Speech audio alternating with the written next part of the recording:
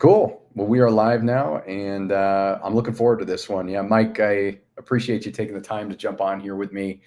And I know you've got an incredibly interesting perspective to offer when it comes to, I guess, I don't know, what would you call it? Just user experience in general. You've done some really cool projects in the past. And I think with some of the stuff that we've started doing with some of the churches too together, this is definitely going to be an interesting conversation. So excited to have you on here. I figure if you wouldn't mind just doing a brief intro of yourself, and maybe we'll kind of get into it. So, yeah, my name is Mike DeJonge, and I've been in the whole tech space for about, gosh, I hate to admit, it's been over 30 years.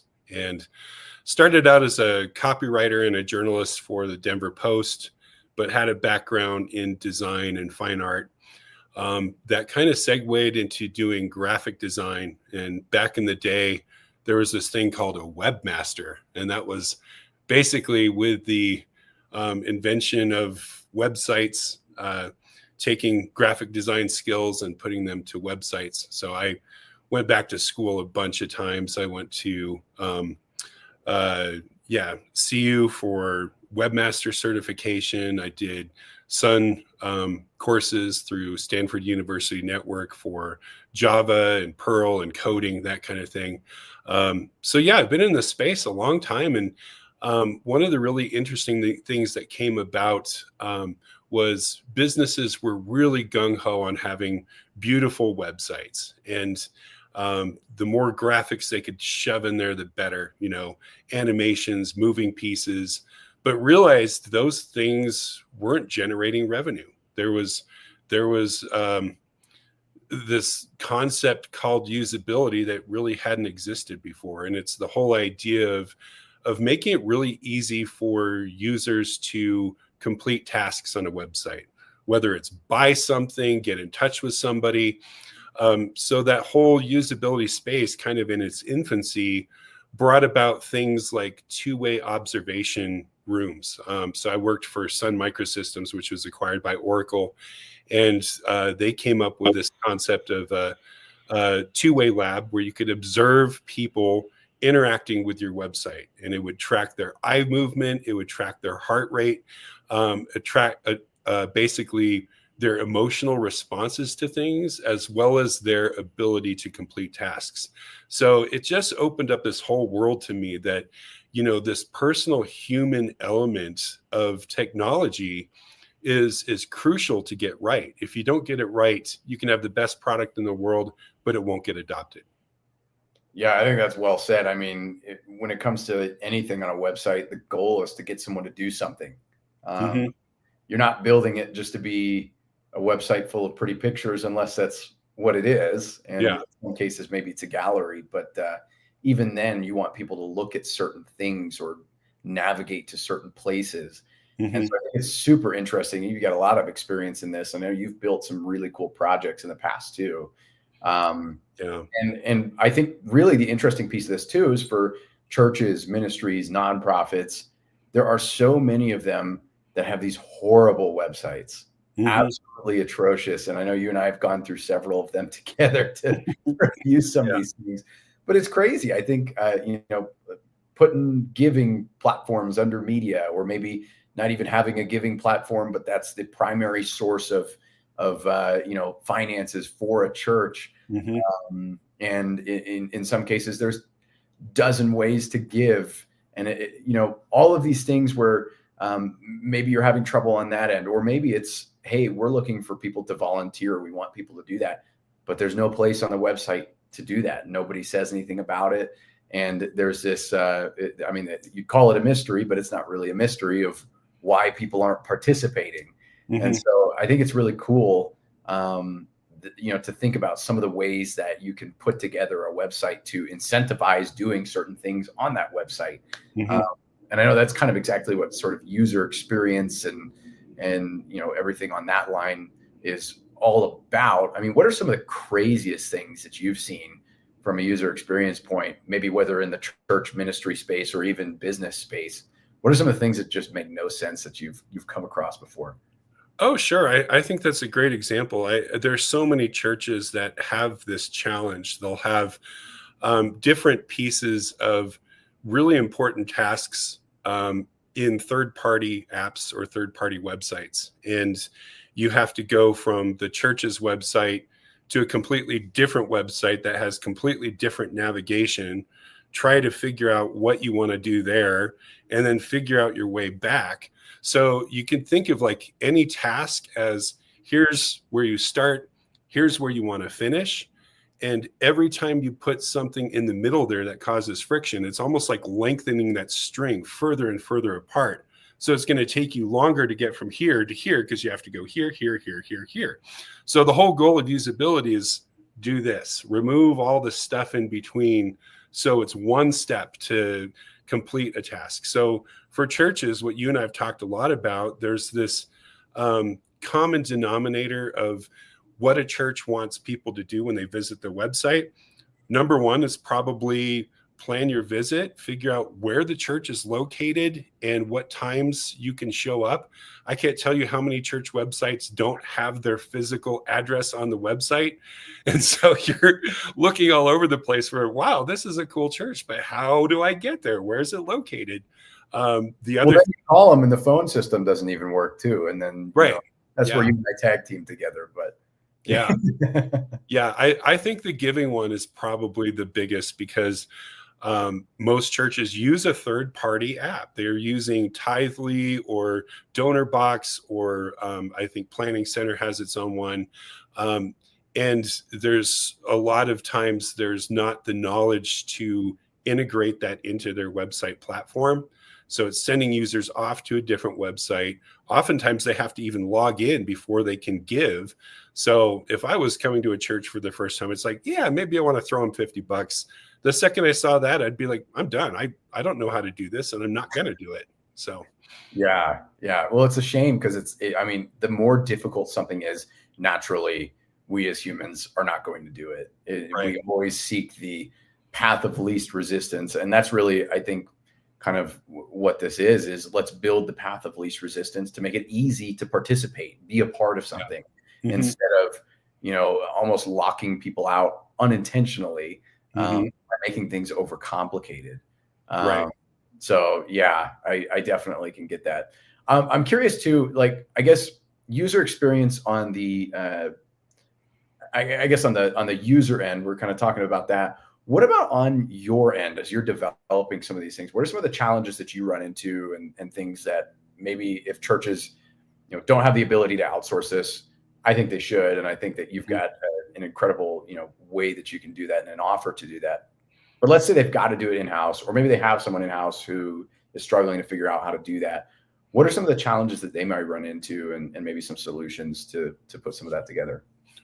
Yeah, I think there's a couple pieces. One, there's just the knowledge of what good usability and user-centered design is all about, beginning with the end in mind. I think a lot of churches might have a communication director that has to wear 15 different hats, right?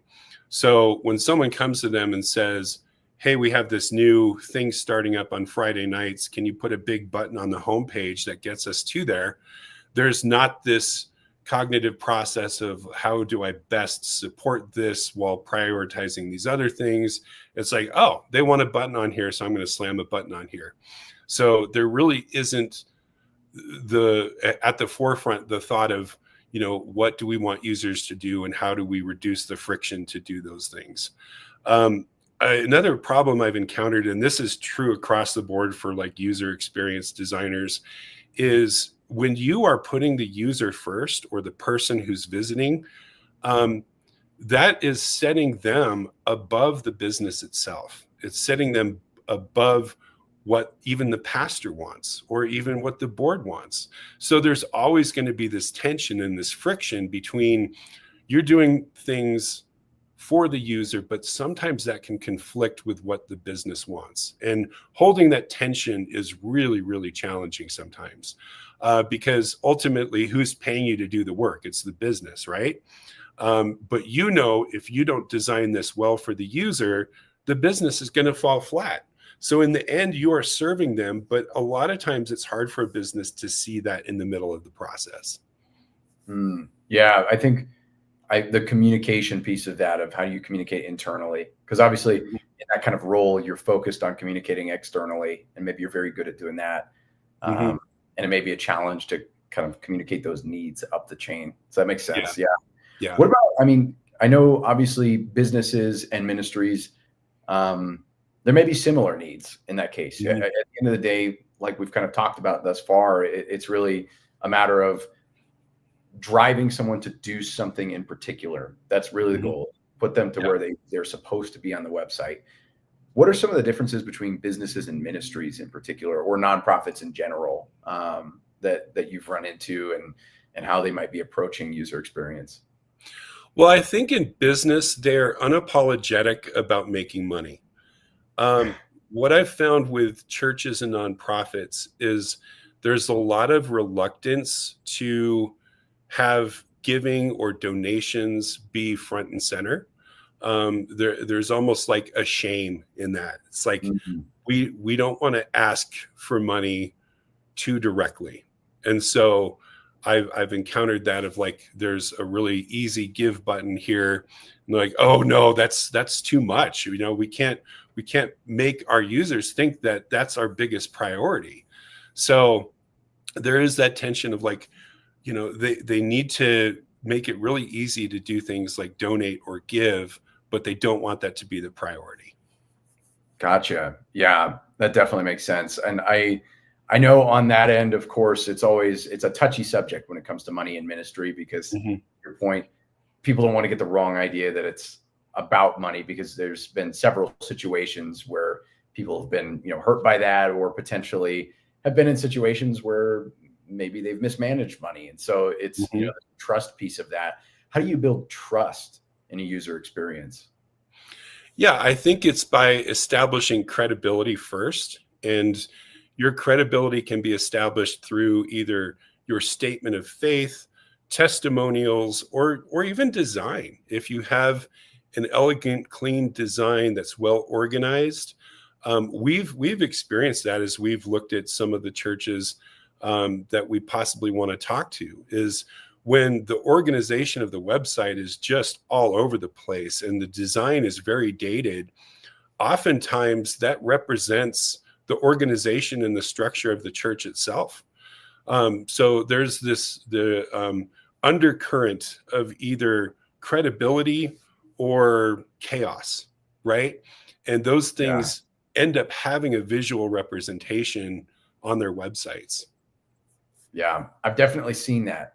It almost feels like, you know, if you go to a website that seems unorganized, if you go to a website that has maybe missing photos or just strange stuff going on, you get like a little bit of that weird feeling of how is this actually run on the back end? And in many cases, I mean, there's some slack for ministries and churches, because people understand that oftentimes those are either A, volunteer roles, B, understaffed roles, or C, nobody has the role because they just can't find someone to do it. Right. Obviously for a business, there's very little leeway for that. You know, if you're going to something that looks like it's built in the 90s on the website, I might have some hesitations, particularly if they're asking me to process my credit card through there. Wondering where that may be going. But yeah, no, I think that's interesting. And I think that there's definitely a distinction between trust and credibility. Yeah. You know, I look at the website as like the front door to the front door. So if you can get people to the website and get them through the front door of a church or an organization, it's in those human relationships that trust is established. But the website can give you the credibility to take that step of vulnerability to build those relationships. That's a good distinction. Yeah, I like that. That's interesting. Yeah. So obviously you've had a lot of kind of this experience in the business world, building websites and whatnot. And now, of course, working in several cases in the nonprofit and ministry world.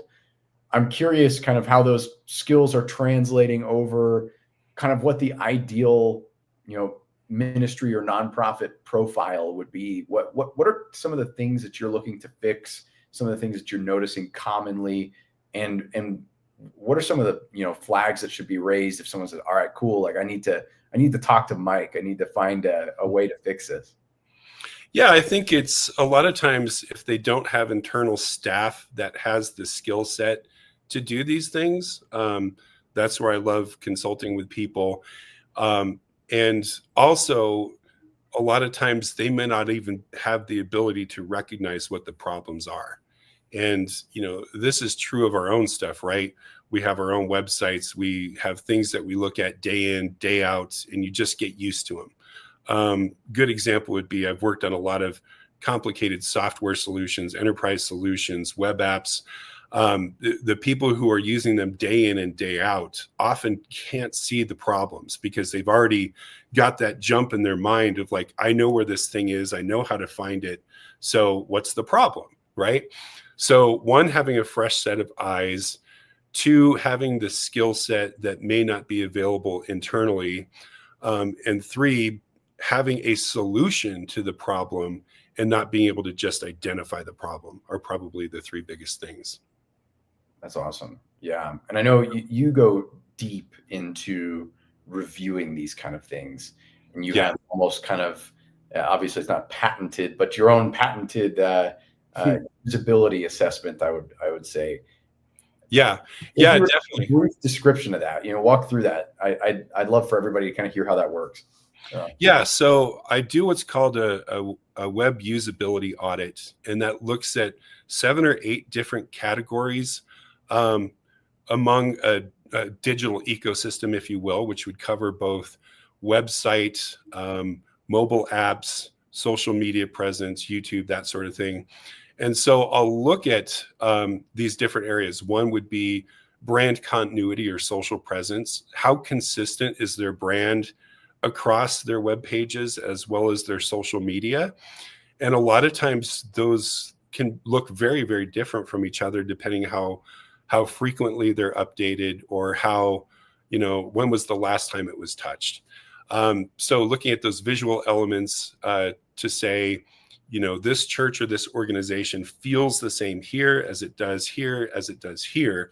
And that consistency establishes that credibility we were talking about.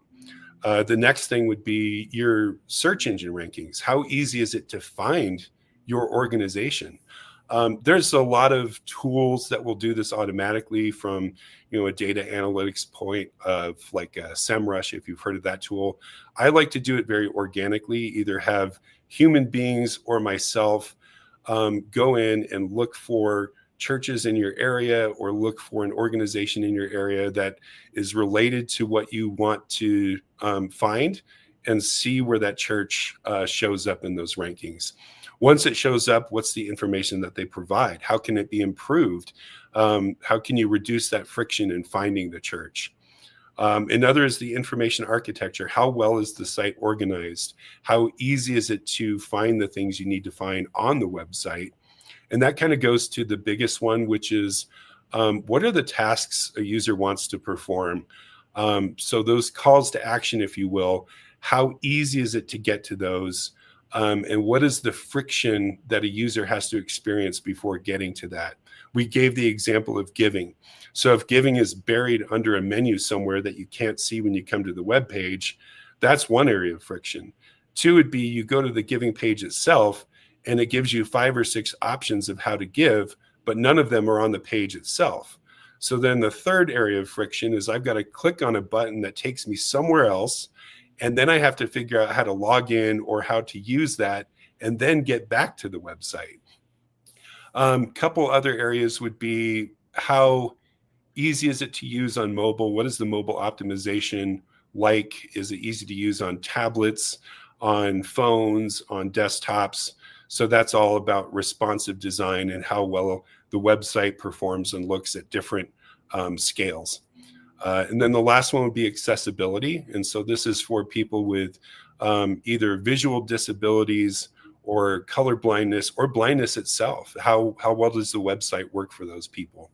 So I take all of those different areas, come up with a ranking system, and can present to a church, hey, you're your search engine's great. You're like a 9 out of 10, but your brand continuity is like a 2. So that kind of gives a church an idea of what they can focus on and what they can fix. I think my favorite thing too about when you put that together is sort of at the end offering almost a go forward plan. And with what you do, obviously I've seen the graph that you've put together where effectively it gives, things that are easy to fix, but a big impact, or hard to fix, but big impact, or maybe they're hard to fix, but a low impact, and maybe something you don't really need to look at. And so the kind of almost quadrant that you put together, I think that visual piece is really helpful.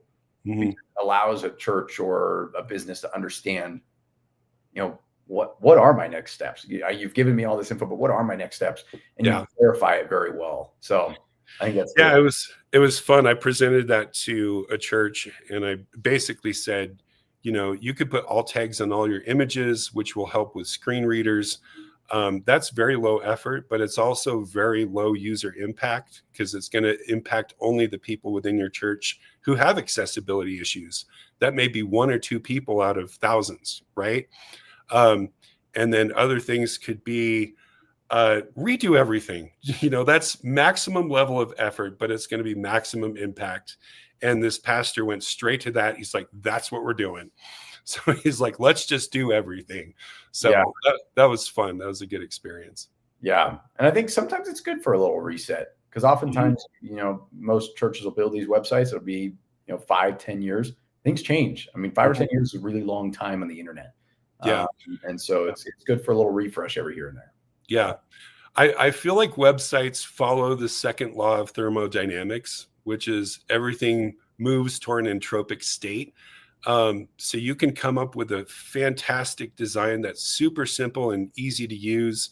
I would liken it to like a minimalist house, right? The only thing in a minimalist house is the furniture that serves a function, or, the minimum set of plates and bowls and silverware for 2 people to eat.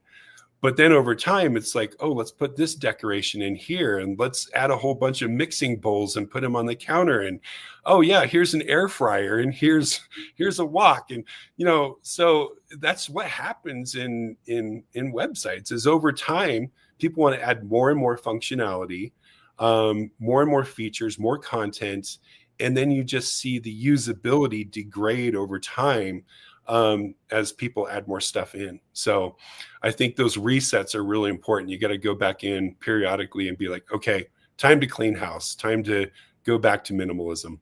Yeah. And I know it's almost impossible to avoid that completely, but how would you suppose maybe a church or a business can avoid, I don't know, what would you call that? Almost tool bloat. Tool bloat's a little different. That's when you got all the software, but feature bloat maybe on the website. What I've been asking clients to do lately is to have 1, a brand and mission statement, and 2, to have a usability statement. So every time they're touching the website, they're looking back at this overarching vision for what they want it to be. And so they're always keeping the top 4 priorities in mind as they're creating content, and making sure that either the new content serves those priorities, or at the very least doesn't interfere with them. Gotcha. Yeah. And you got almost a guideline of, does this make sense? Does this abide by the values that we have for this site? Right. Yeah. That's cool. Awesome. Yeah. I think it's really, the more I do this, the more I think it really comes down to education. The stuff that I do, it's not rocket science. It's just beginning with the user in mind and beginning with the end in mind. And if I can help educate and teach people to adopt those principles, they can go way farther than having some consultant come in every 2 years and redo everything for them. Yeah. And I think if anybody can teach it, it'd be you. You really do take a lot of care. And I definitely want to kind of give you a shout out on that. I think it's awesome. So yeah, I love it, man. I've been doing it forever, and I still just, oh man, it brings me so much joy to take something that's just disorganized and disheveled, make it clean, make it beautiful, make it easy to use, and to see the rewards that can reap for an organization, whether it's a church or a business, you know? Yeah, absolutely. Well, cool. Well, I guess kind of final wrap ups and whatnot. I'm curious sort of how any of the viewers can connect with you and learn more, and then maybe some final thoughts that you want to share and kind of wrap it up from there. Yeah, sure. You could reach me at mike@uxfoundry.solutions. Maybe we can put that in the description or something.